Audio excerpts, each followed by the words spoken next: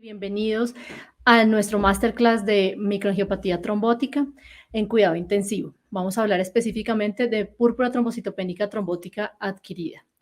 En esta ocasión estoy muy contenta de compartir el escenario para la transferencia del conocimiento con la doctora Diana Borré.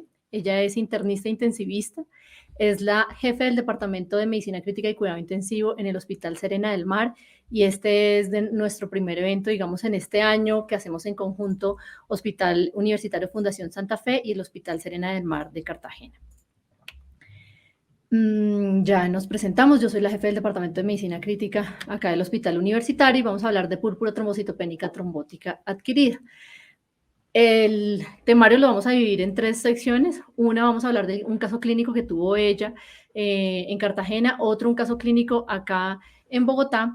Luego vamos a hacer el enfoque y la parte de fisiopatología, definiciones, algo de diagnóstico, y luego ya la confirmación del diagnóstico, tratamiento y concluimos. Y estaremos muy contentas de responder todas sus preguntas. Si bien la microangiopatía trombótica, como todos conocemos, y más la PTTA, es una enfermedad muy rara que compromete la vida de los pacientes, pues nos motivó tener esta revisión específica de la literatura porque hemos tenido 2 casos en menos de un año. Entonces, bienvenidos y los invitamos a que nos escuchen. Doctora Borré, adelante con el primer caso.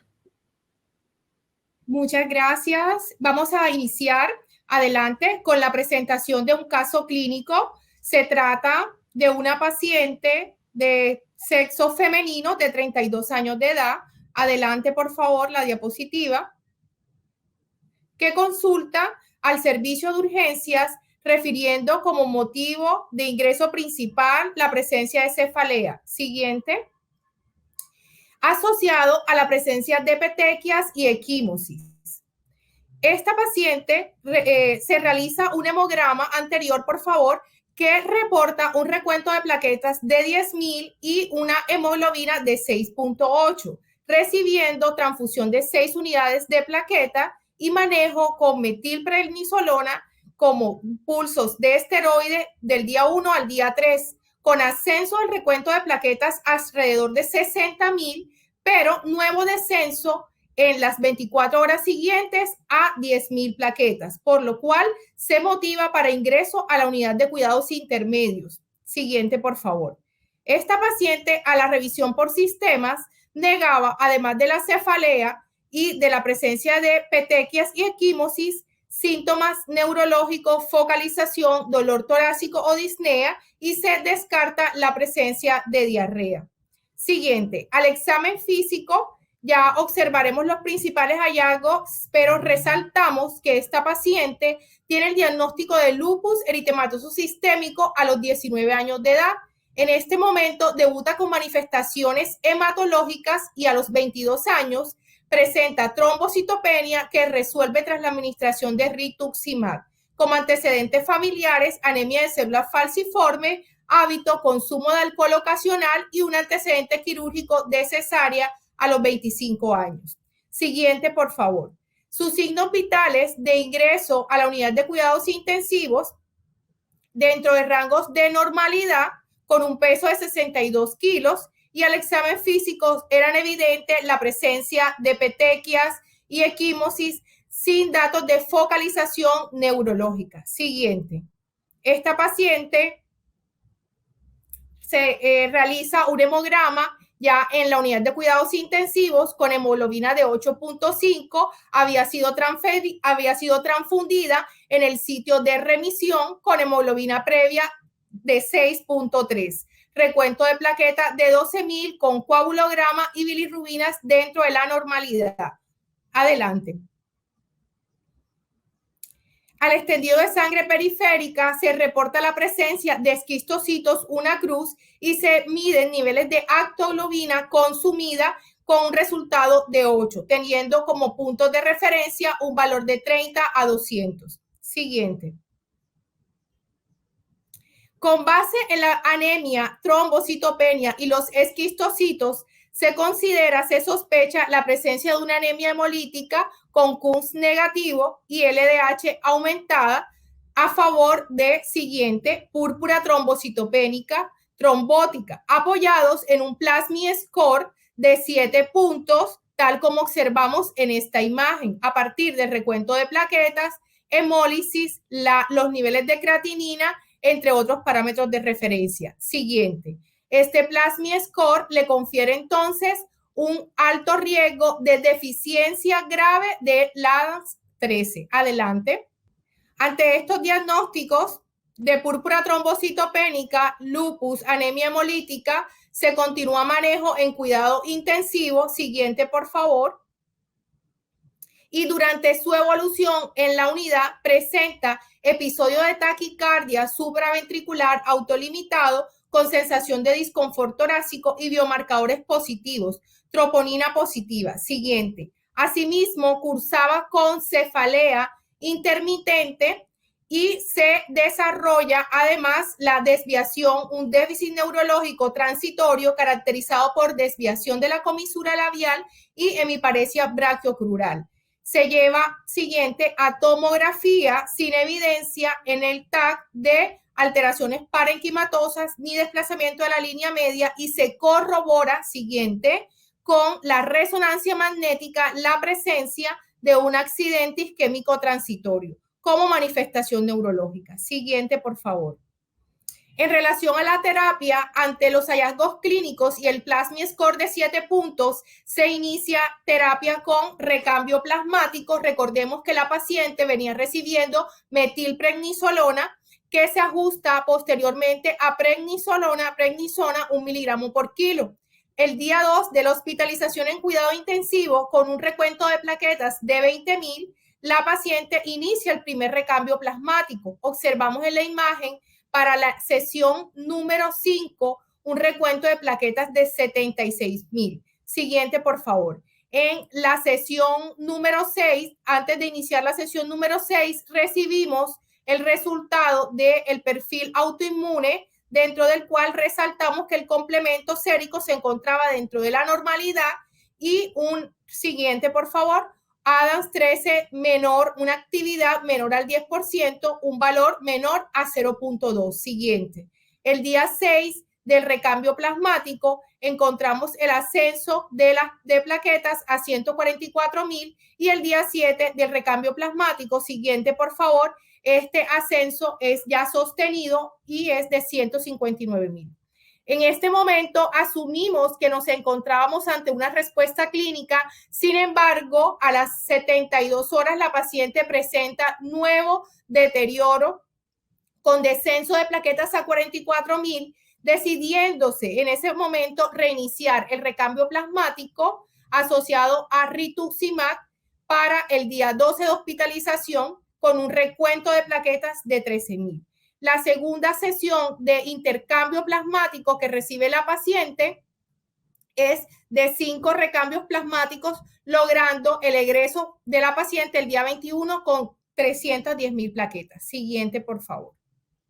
En resumen, observamos la tendencia de los leucocitos, la hemoglobina, siguiente, y algunos marcadores de hemólisis de nuestra paciente. Siguiente. Vamos a dar paso a la doctora Cárdenas para compartir el caso 2 y al final retroalimentaremos y haremos las consideraciones necesarias del caso. Súper, muchísimas gracias. Nuestro caso, entonces, es una paciente joven de 19 años en embarazo que fue remitida de Girardot por un trastorno hipertensivo con un síndrome HELP incompleto. Entonces, estaba en la semana 34.2 y consulta por 9 días, digamos en el sitio de remisión, 9 días de dolor pélvico asociado a emesis, tinnitus, fosfenos y edema de miembros inferiores. Un cuadro muy, muy similar a un síndrome hipertensivo asociado al embarazo. Sin embargo, llamó la atención que en su valoración inicial estaba normotensa, pero con plaquetas de 48,300, una LDH de 689, uroanálisis con proteinuria y transaminasas de niveles normales, por lo cual realizan cesárea en el día del ingreso de ella en esa institución y remiten a la unidad de cuidado intensivo y para completar el manejo ingresa a nuestra institución. Ingresa cuando ya ha completado el manejo con sulfato de magnesio 24 horas y manejo antihipertensivo. No tiene ningún antecedente de importancia digamos, relevante con la patología actual, la cesárea reciente o mediata, transfusiones de plaquetas que recibió en la otra institución. El examen físico es completamente normal, con unos signos vitales dentro de límites, excepto por la tensión arterial que estaba en grado 2, para una hipertensión arterial de 155 sobre 74. Los paraclínicos en el sitio de remisión ya nos hablaban en el primer día de unas plaquetas de 110.000 con una LH de 1.225, monicreatinina normales, pruebas de función hepática también normales, al menos de forma inicial. El diagnóstico entonces al ingreso a nuestra unidad de cuidado intensivo es un posoperatorio mediato, es el día 2 de cesárea por una preeclampsia severa, un embarazo de 34.1 semanas, la paciente era su primer embarazo y su primera cesárea, trombocitopenia en estudio, una preeclampsia interrogada y un recién nacido en la unidad neonatal allá en Girardot. Iniciamos manejo con nifedipino, losartán, cristaloides, acetaminofén, hidromorfona y omeprazol, la paciente digamos que clínicamente sin ningún otro síntoma.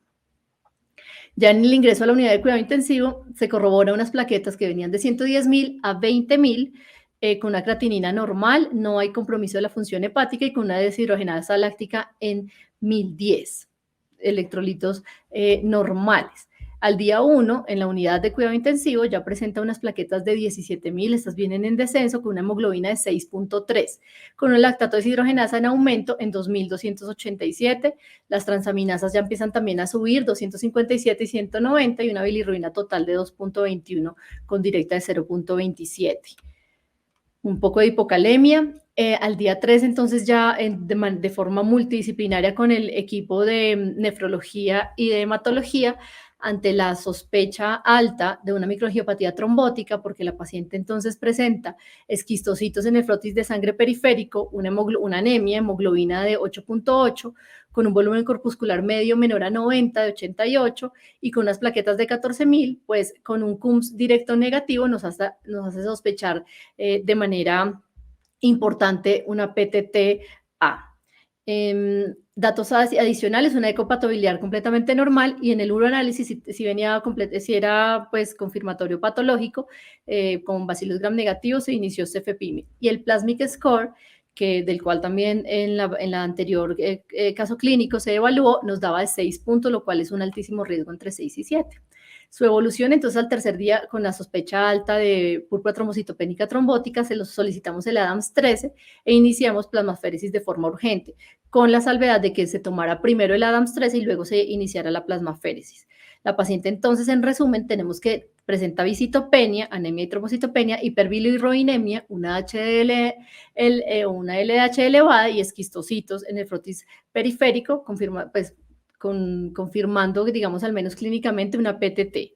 Se inicia entonces caplacizumab, 10 miligramos endovenoso previo al inicio de la plasmaféresis y lo continuamos 10 miligramos subcutáneo cada día por 31 días inicialmente, y se inicia también asociado el rituximab.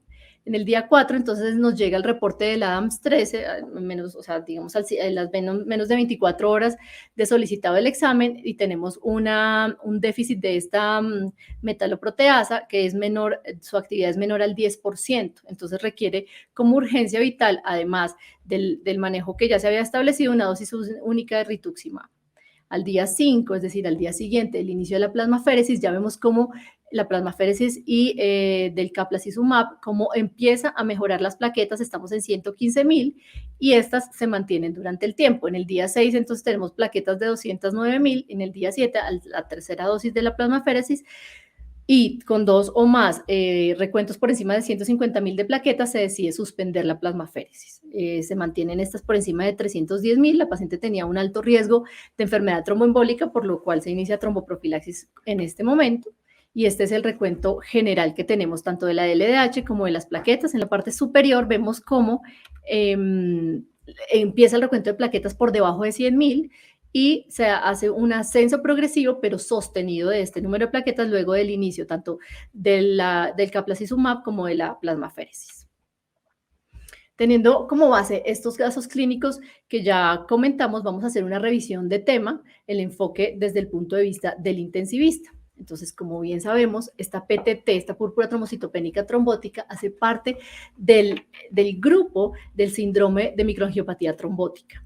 Si bien es una enfermedad que se estima inicialmente que es una enfermedad rara, pues compromete la vida de nuestros pacientes. Está caracterizada por estos 3 determinantes. El primero es una anemia hemolítica microangiopática, segundo una trombocitopenia de consumo severa, importante en los 2 casos anteriores por debajo de 20.000 y el compromiso de los órganos. Esos son los 3 determinantes de microangiopatía trombótica. La anemia hemolítica microangiopática la vamos a definir por la presencia de hemólisis, de una elevación de la LDH, la reducción de aptoglobina y la presencia de esquistocitos en el frotis de sangre periférica. Ya entonces, hablando un poco del impacto de la enfermedad y por qué es tan importante hablar de PTTA en cuidado intensivo, es porque si bien es una enfermedad rara, si no la diagnosticamos a tiempo y no iniciamos un manejo oportuno, la mortalidad es incluso hasta el del 90% de nuestros pacientes.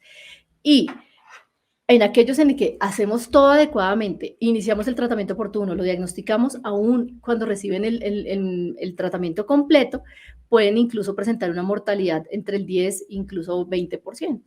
Su incidencia es de 2 casos, dependiendo de la región donde se lleve a cabo, de 2 a 6 casos por millón de personas por año, y tiene que ver mucho, y el diagnóstico confirmatorio es la disminución o de la eficacia o de la función del ADAMS13 por la producción de unos autoanticuerpos anti-ADAMS13, que se asocian la mayoría de las veces a una patología inmune, a una trombocitopenia severa, y esto pues nos habla de la anemia hemolítica microangiopática.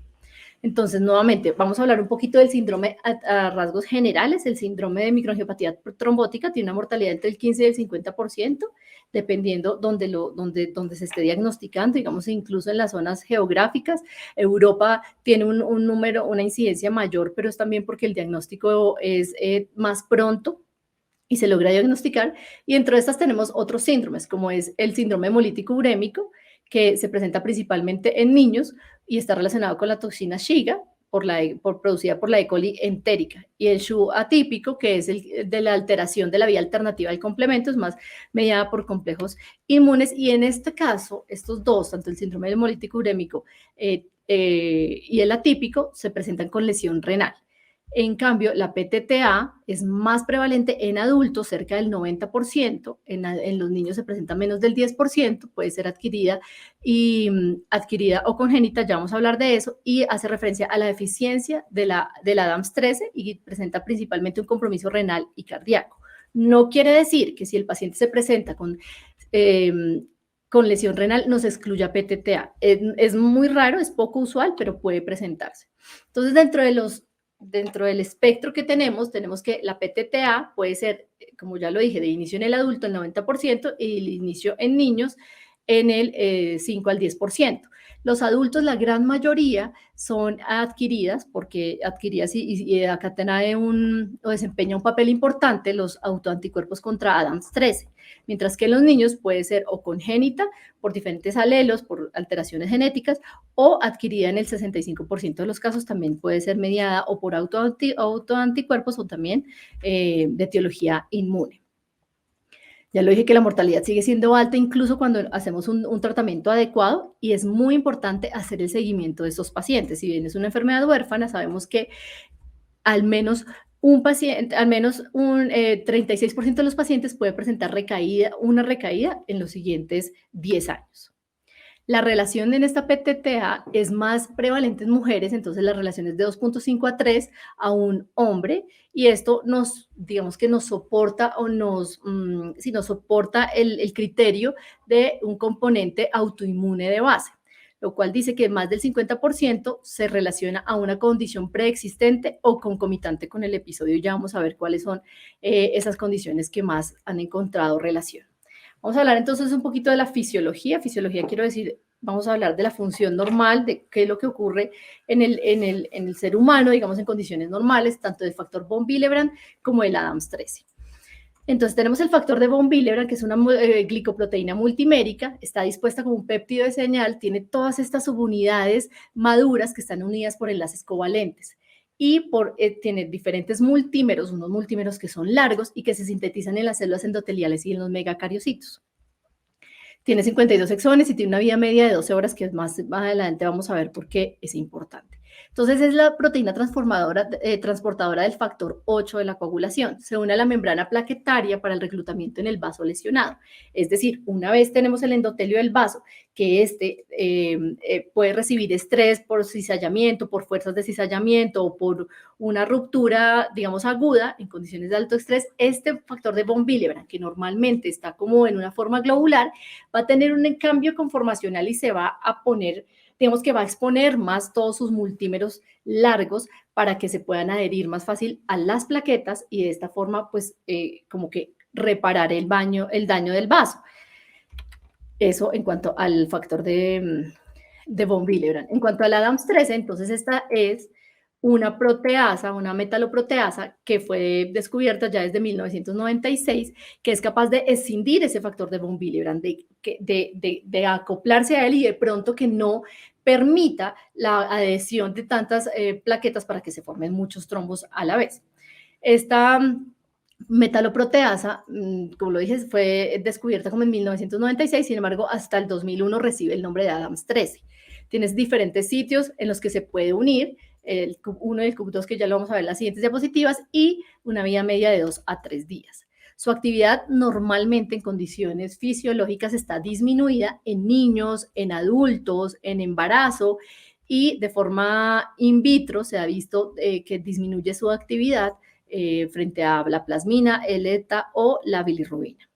Entonces, nuevamente, acá, ¿qué es lo que ocurre cuando el estrés mismo de la pared del vaso lo que hace es que va a inducir un cambio en el factor de von Willebrand, como ya lo dijimos, y esto hace que sea más asequible el Adams 13 para que se haga una proteólisis de los multímeros más pequeños y menos adhesivos. Eso cuando en condiciones normales está funcionando bien. Entonces, esta es la gráfica que nos permite la unión tanto del Adams 13 como del factor de von Willebrand por medio de una interacción dominio-metaloproteasa, dominio del von Willebrand y la metaloproteasa del Adams 13. Acá, como les dije, tenemos entonces la forma globular del Adams 13 que está plegado y es durante la remisión o en condiciones normales, y cuando se hace de forma abierta, que ya en la siguiente también lo voy a mencionar mejor, pues es cuando se presenta la PTTA de forma aguda. Entonces, ¿qué tenemos? Acá en la parte superior tenemos un vaso, las células amarillas son el endotelio, y debajo está el colágeno. Tenemos el Adams 13 y tenemos el factor de von Willebrand con la plaqueta que se va a unir por medio de esta glicoproteína P1 beta alfa, y lo va a hacer a través de un daño en el endotelio, como vemos acá abajo, puedo señalar, bueno, como vemos, sí, acá abajo, ya hay un daño en el endotelio, esta forma globular del factor de von Willebrand se vuelve alarga, es decir, cambia no es el tamaño, pero sí su forma, se pone más expuesta, y todos estos, dado por las fuerzas de cizallamiento o por el daño endotelial, y hace que se permita la unión de más plaquetas. ¿Qué es lo que pasa con el Adams 13? El Adams 13 lo que hace es que entra a unirse a este factor de von Willebrand en diferentes puntos, CUP1, CUP2, incluso en el spacer, porque este también hace un cambio conformacional, se une al Adams 13 y no permite que vengan muchas plaquetas para que tengan la unión y se produzcan muchos microtrombos.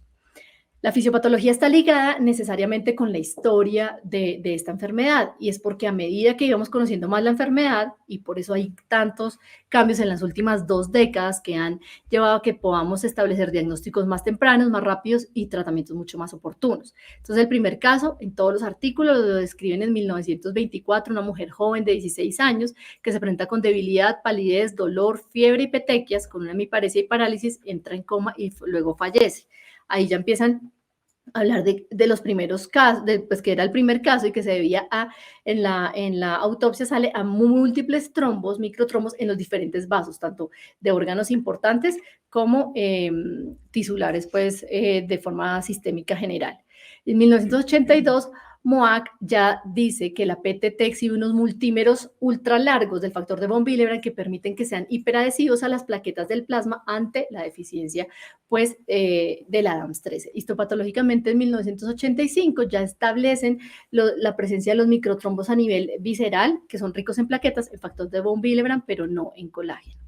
En 1996, entonces, ya se purifica esta proteasa que es capaz de escindir, de dividir, de abrir el factor de von Willebrand, y en el 2001 se le otorga el nombre de Adams 13, y se vincula desde 1997 a la fisiopatología de la enfermedad con la deficiencia severa, ya sea por mutación o por características autoinmunes de los pacientes. Entonces, desde el punto de vista de las manifestaciones clínicas, hace más de 2 décadas se hablaba de esta pentada, que es fiebre, disfunción renal, alteraciones neurológicas, la anemia hemolítica microangiopática y la trombocitopenia, pero se ha visto que estas ocurren en el menos del 10%. Entonces nos quedamos con la primera diapositiva que les presentaba, que es la anemia hemolítica microangiopática, la trombocitopenia severa y la lesión de los órganos. Estos 3 sí van a ser las principales manifestaciones que nos van a hacer sospechar que nuestra paciente esté presentando una PTTA. En fase aguda, las alteraciones neurológicas, por supuesto, abdominales, todo esto tiene que ver con el compromiso de la lesión de los órganos, una hemoglobina que pues va a estar en anemia, típicamente por debajo de 7, la presencia de esquistocitos y trombocitopenia por debajo de 120,000. Entonces, ante la sospecha, debemos tomar el Adams 13, que esta diapositiva es un poco ya del enfoque que vamos a empezar a tener. Si hay una deficiencia del Adams 13 con una actividad menor al 10% o a 10 unidades por decilitro, podemos entrar a definir si se trata de una PTT adquirida o congénita, que va a estar dada por la acumulación de unos multímeros ultra largos hiperadhesivos del factor de von Willebrand en plasma, y esto nos lleva a la formación de diferentes microtrombos que van a estar ricos sobre todo en plaquetas y en factor de von Willebrand. Clínicamente se va a ver manifestada con la anemia hemolítica microangiopática y con una trombocitopenia severa de consumo, con compromiso ya sea renal en menor medida, cerebral, cardíaco y en los vasos mesentéricos. Típicamente se clasifica como idiopática o secundaria, la PTT. Idiopática hasta en el 50% de los casos no se encuentra una relación subyacente. Y secundaria es porque se ha visto relacionada con una enfermedad autoinmune, con infección, con medicamentos como clopidogrel, cloroquina, azatioprina, en trasplante de médula ósea o trasplante de órganos sólidos y en pacientes en el embarazo. Tiene tendencia a recurrir por la persistencia de esta deficiencia del Adams 13, y el aumento del factor de von Willebrand también puede desencadenar en muchas ocasiones episodios nuevos o de recaída de PTT. Entonces, síntomas en general, la mayoría son el 70% neurológicos, 25% cardíacos, 35% gastrointestinales, inusual la parte renal. Sin embargo, cuando se presenta puede manifestarse con hematuria y proteinuria. Dentro de los factores de riesgo, ya vimos que en las mujeres es más prevalente y en aquellas con descendencia afroamericana. En pacientes obesos también se ha visto mayor prevalencia, y hay 2 tipos, se han logrado identificar 2 antígenos HLA desde el punto de vista genético, unos con un riesgo aumentado para desarrollar esta enfermedad y otros con un factor más protector. Hay 2, ya vamos acá terminando esta parte inicial. Hay 2 cosas importantes. Una que son los autoanticuerpos Adams 13, que hacen referencia. Hay unos que son inhibitorios y otros no inhibitorios. ¿Cómo lo vamos a entender? Los autoanticuerpos que son inhibitorios van a neutralizar esa actividad proteolítica del Adams 13, es decir, pueda que esté, pero no está activa. Esos son unos tipos de autoanticuerpos a nivel, digamos, plasmático. Mientras que los no inhibitorios sí se van a unir a esta metaloproteasa y aumentan su depuración o su eliminación a través del plasma, lo cual también hace que disminuya su función. Hay anticuerpos para todos los dominios del Adams 13, entonces la respuesta, digamos que es gigantesca, y también la respuesta inmune es policlonal. La mayoría de ellos, en el 75% de los casos, y afortunadamente porque es menos severa, se presentan anticuerpos tipo IgG, pero en el 25% de los casos pueden ser IgA, en los cuales se ha relacionado con menor recuento plaquetario, mayor mortalidad y, por supuesto, pues peor pronóstico. Lo de los complejos inmunes se ha logrado identificar, sin embargo, no se sabe, digamos, el significado clínico que estos tienen. Se sabe y se han logrado identificar entre el 39 al 93% de los pacientes lo pueden tener, que hay 2 vías pues, de activación del complemento, como la parte inmune, pero la significancia clínica en realidad está más evidenciada, más relacionada a los episodios de recaídas.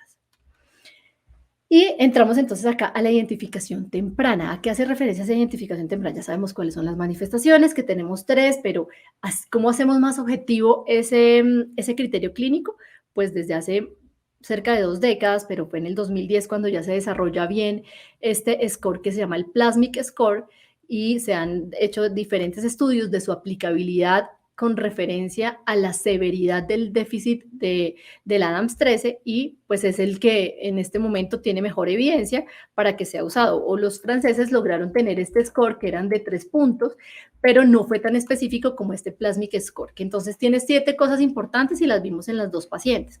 Recuento de plaquetas menor a 30.000 nos da 1 punto. Alguna de las variables que tenga alguna variable de hemólisis nos da otro punto.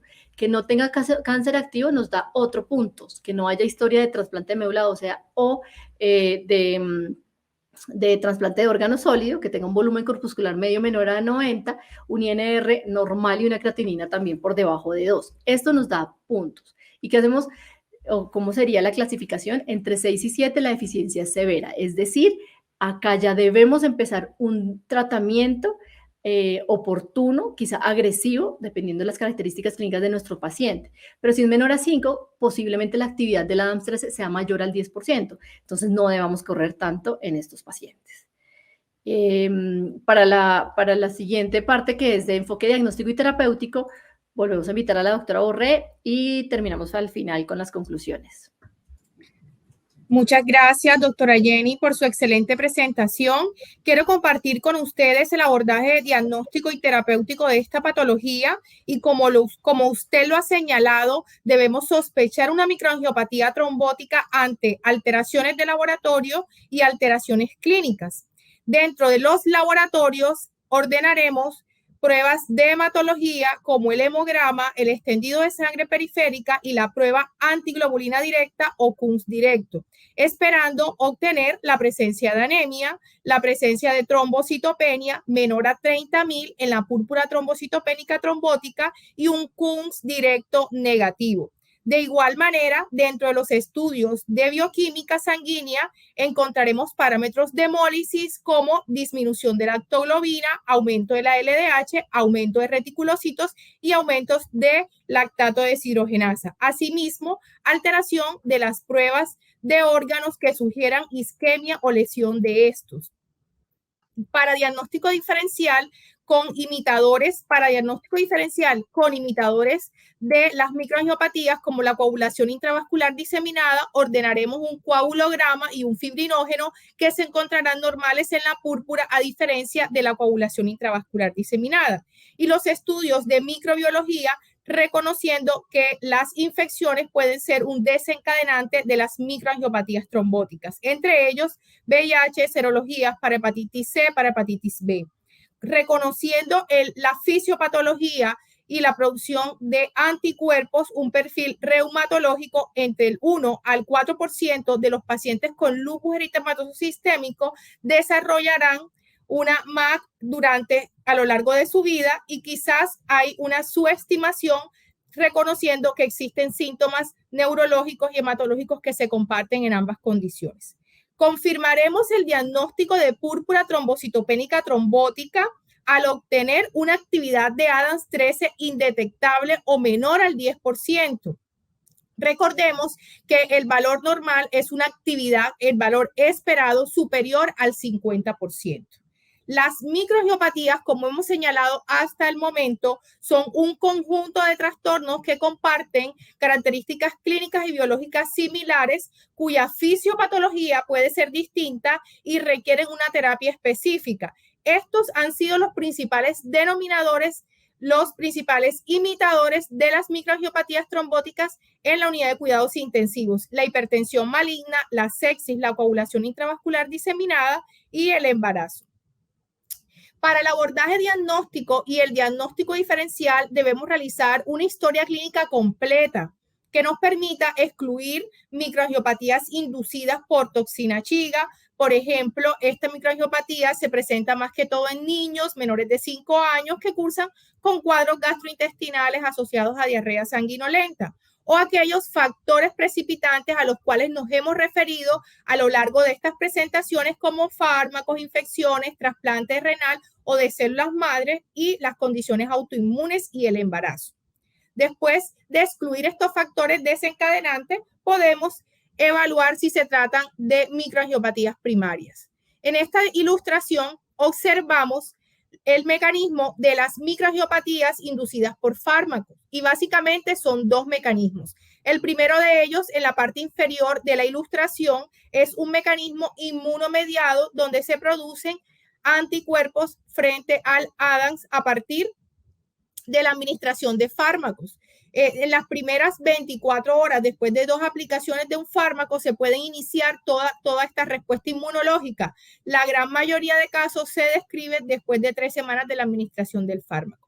El segundo mecanismo en relación a los fármacos es un efecto directo y un efecto tóxico, como vemos en la parte superior de la ilustración, donde se bloquea la señalización y de esta manera de las células endoteliales se altera la homeostasis del endotelio con la formación de trombos ricos en plaquetas.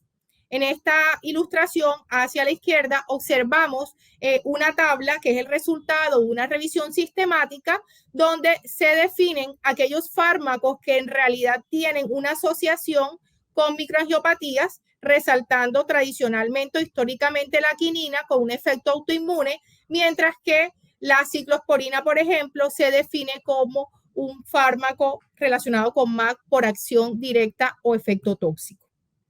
Esta es una de las diapositivas más importantes de nuestro masterclass porque nos reúne el enfoque tanto clínico como el enfoque de laboratorio y la aplicabilidad de los diferentes scores de probabilidad. Entonces, ante la sospecha de un paciente con MAC, debemos evaluar si existe una causa secundaria, una causa obvia de la microangiopatía o de la púrpura, que puede ser las que hemos señalado hasta el momento.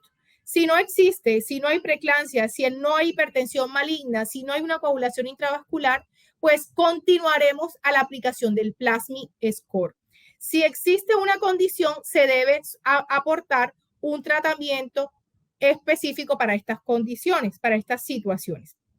En relación al Plasmi Score, tomamos la muestra, ordenamos el ADAMS 13 y aplicamos el Plasmi Score, clasificándose si se encuentra de 5 a 7 como un riesgo intermedio o alto del déficit grave del ADAMS 13.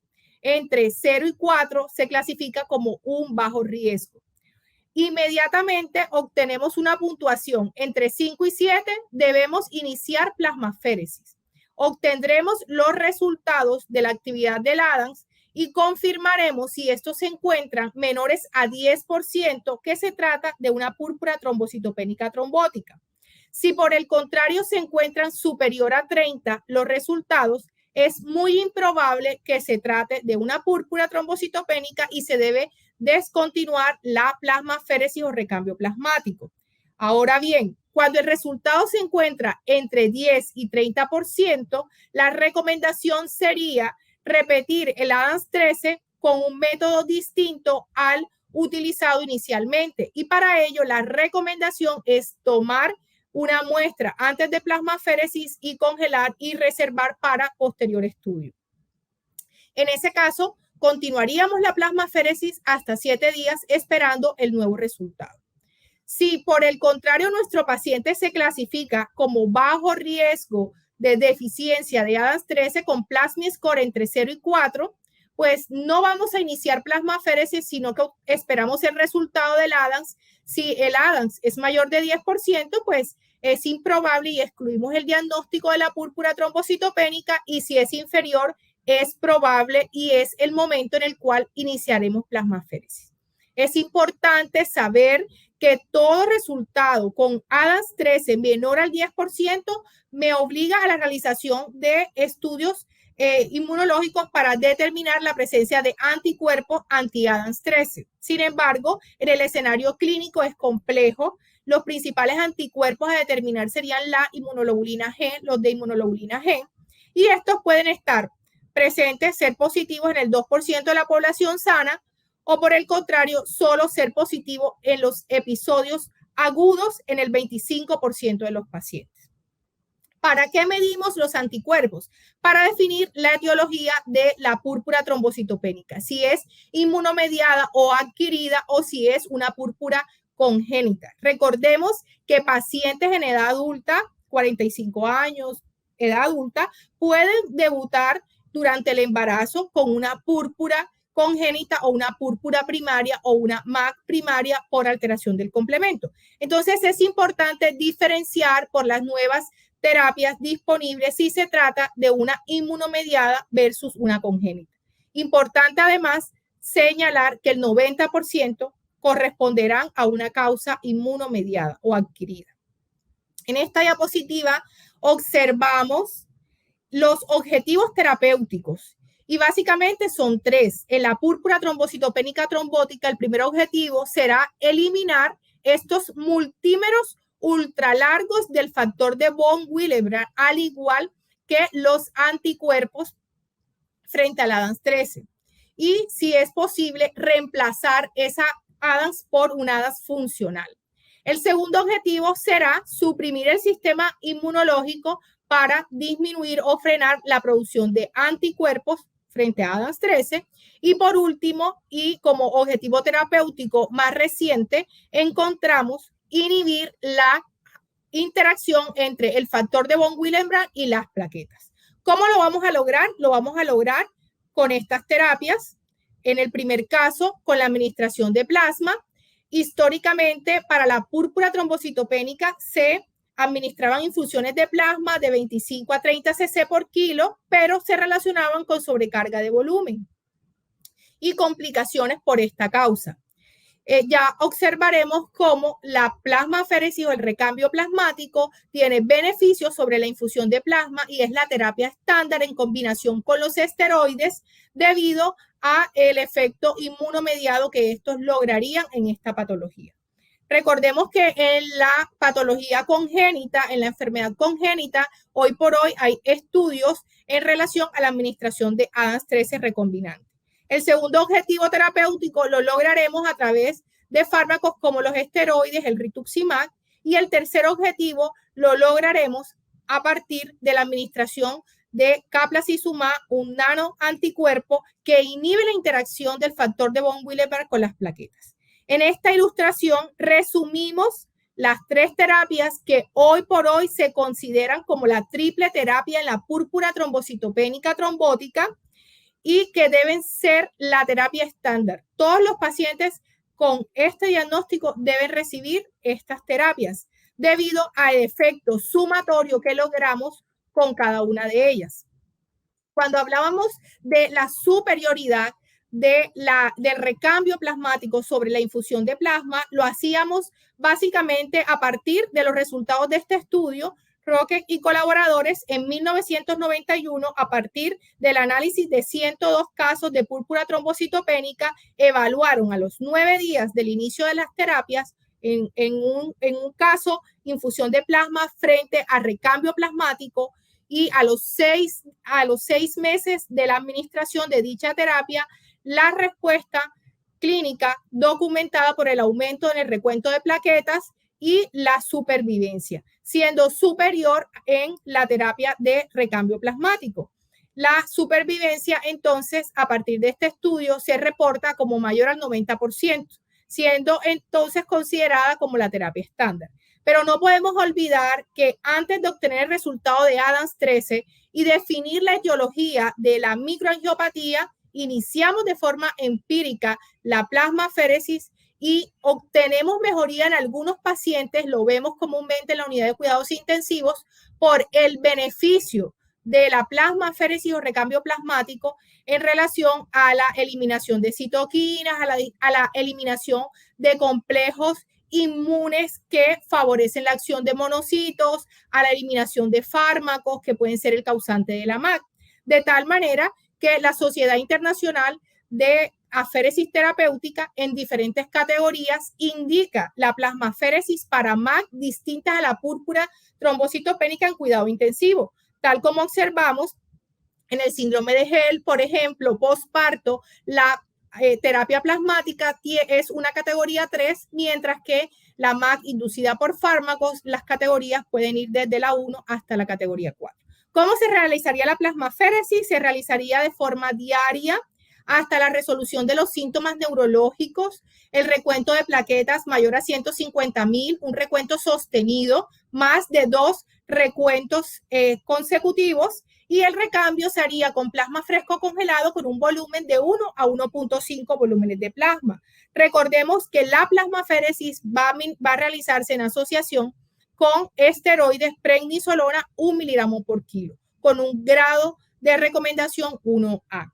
La segunda terapia, que sería el rituximab, está indicado ante el efecto sobre los linfocitos CD20 y la depresión de estas células en relación a la producción de anticuerpos dirigidos frente a la ADAMTS13. Inicialmente, el rituximab se empleaba en aquellos pacientes con púrpura trombocitopénica trombótica donde no se obtenía una respuesta clínica o se consideraba que estábamos ante una enfermedad refractaria, es decir, paciente con terapia estándar, hasta ese momento recambios plasmáticos consecutivos por 7 días sin ascenso del recuento de plaquetas o mejoría de los síntomas neurológicos. Hoy por hoy, se debe considerar la terapia con rituximab como terapia estándar, reconociendo que va a disminuir, y ya veremos, el riesgo de recaídas de un 50 a un 10% o menor al 10%. En conclusión, podemos decir del rituximab que se podría usar como terapia de rescate, tal como se utilizó en el primer caso clínico que mencionamos.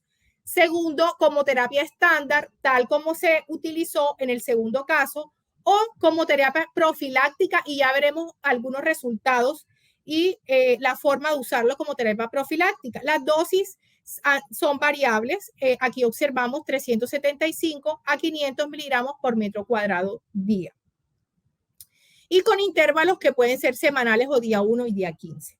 Este es el estudio que nos demuestra que el rituximab reduce el riesgo de recaídas después de 15 años de seguimiento de esta corte de pacientes. Se logró la reducción del riesgo, y este es el estudio que nos manifiesta el rituximab como una estrategia preventiva en aquellos pacientes que han presentado un episodio agudo. Se realiza la medición del ADAMTS13 el día 30 y posteriormente mediciones de ADAMTS13 entre cada 3 meses, obteniendo un resultado entre 10 y 20% y reconociendo hoy por hoy el ADAMTS13 no solo como una estrategia o una herramienta diagnóstica, sino también pronóstica para el riesgo de recaídas. Estos pacientes con valores entre 10 y 30% recibían la administración de rituximab de forma profiláctica. Y en la imagen B observamos cuál fue la tendencia de los niveles tras la administración de ADAMTS13 profiláctico. Es importante reconocer entonces que tras la administración de estas terapias, hasta ahora, la recambio plasmático y rituximab, se pueden presentar exacerbaciones o recaídas, y es allí cuando surge nuestra tercera opción terapéutica dirigida a disminuir el riesgo de exacerbaciones y de recaídas. Asimismo, recortar o reducir el tiempo de recambio plasmático. Entonces, miremos cómo la respuesta clínica se define después del inicio de la terapia estándar para la púrpura trombocitopénica, como el ascenso de plaquetas sostenidos mayor de 150,000, normalización de la LDH y mejoría de los síntomas neurológicos. Esta respuesta clínica se puede presentar a las 24 horas, el día quinto, a los 30 días. Si por el contrario, a los 30 días no ocurre una respuesta clínica, nos enfrentamos a una respuesta inapropiada, una respuesta refractaria o una enfermedad refractaria. Por el contrario, en aquellos pacientes que a los 30 días y después de los 30 días pues no presentan nuevas alteraciones, consideraríamos que se encuentran en remisión. Y los términos exacerbación y recaída básicamente es cuando esta respuesta clínica, después de esta respuesta clínica hay nuevo descenso de las plaquetas, más la reaparición de los síntomas o de las manifestaciones clínicas antes de 30 días, tal como ocurrió en el primer caso. Y cuando este descenso de plaquetas ocurre después de los 30 días, hablamos de recaídas.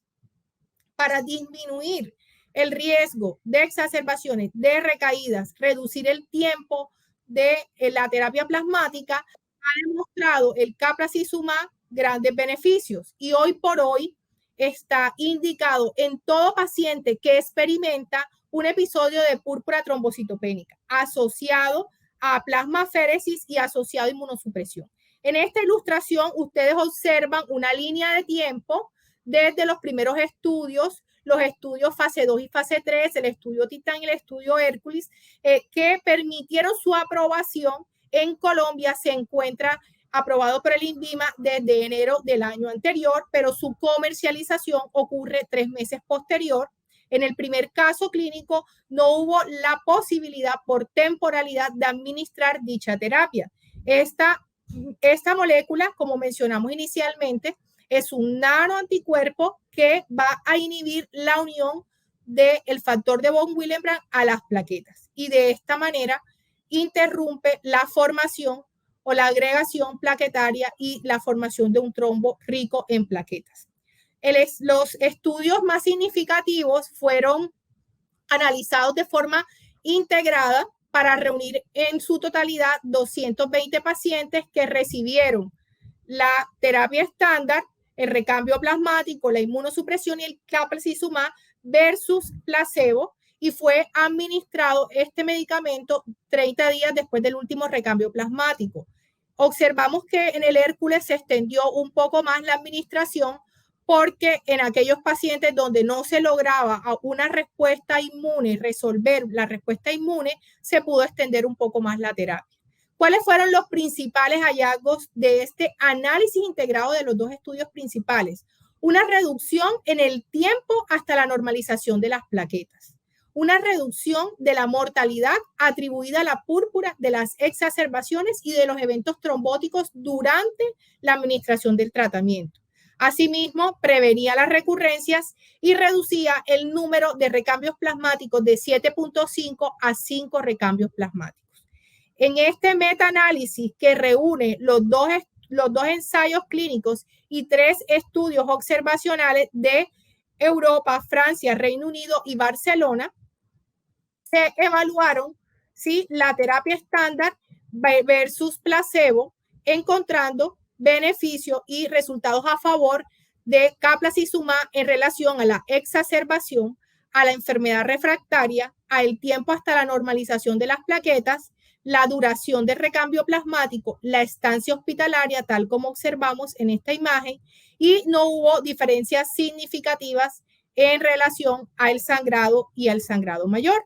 Sintetizando este estudio, este metaanálisis, observamos que la mortalidad fue mayor en esta población sin ser estadísticamente significativa, y el riesgo de sangrado no lo fue para el clapacizumab, sino para el control, que es uno de los efectos que se ha atribuido y más temido, pero sin demostrar en los estudios de vida real y en los ensayos clínicos que sea un factor que impida la administración de medicamentos. Por último, queremos señalar que la púrpura trombocitopénica está asociada a complicaciones a largo plazo, complicaciones que serán neurológicas, cardiovasculares, tal como observamos, inmunológicas. En esta publicación, en un seguimiento a 15 años, vemos cómo entre pacientes que cursaron con púrpura trombocitopénica, la prevalencia de enfermedades crónicas fue mayor, la obesidad, la hipertensión, la diabetes, el lupus. Y hoy por hoy, los niveles de Adams 13 reducidos deben ser considerados un factor de riesgo cardiovascular.